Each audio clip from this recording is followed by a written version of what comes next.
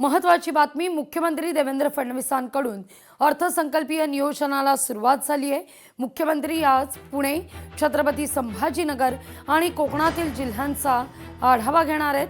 तीनही विभागातील पालकमंत्री आणि जिल्हाधिकाऱ्यांची देखील उपस्थिती असेल।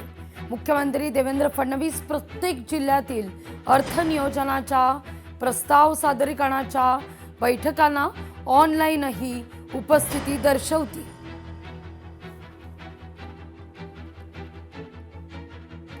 तर येणाऱ्या 10 वर्षात मुंबईकर घोड्यानं प्रवास करतील अशा शब्दात मुंबई उच्च न्यायालयाकडून पालिकेची कानउघडणी करण्यात आलेली आहे। रस्त्यांवरील अतिक्रमणावरून उच्च न्यायालयाचा संताप आहे।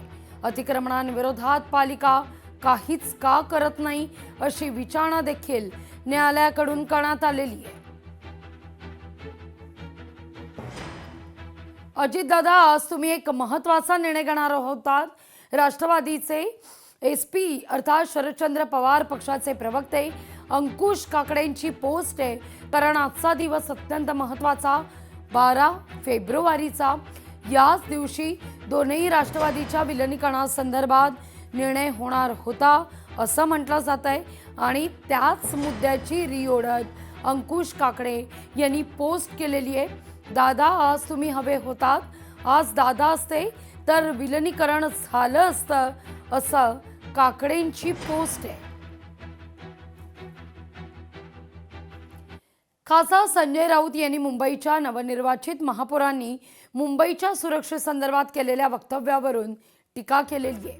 मुंबईत सुरक्षित ठेवणं हे गृहमंत्र्यांचं काम आहे। जर मुंबईच्या नवनिर्वाचित महापौरांना मुंबई सुरक्षित वाटत नसेल तर ते मुख्यमंत्री आणि गृह खातं स्वतः जवळ असणाऱ्या फडणवीसांचा फेल्युअर आहे अशा शब्दात खासदार संजय राऊत टीका करतायत।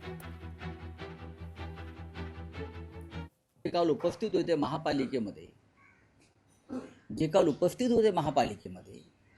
गृहमंत्री, त्यांची जबाबदारी आहे मुंबई सुरक्षित ठेवणं आणि करणाऱ्या महिलांना सुरक्षा देणं। हे का महापौरांचं काम आहे का? याचा अर्थ त्यांचं संपूर्ण गृह खातं मुंबईला सुरक्षित करण्यात, मुंबईच्या महिलांना सुरक्षा देण्यात अपयशी आहे आणि त्याच्याबद्दल मुंबईच्या महापौरांनी गृहमंत्र्याच्या दालनाबाहेर जाऊन ठाण मांडलं पाहिजे। लोकशाही मराठी ऐका, पहा, जागरूक रहा।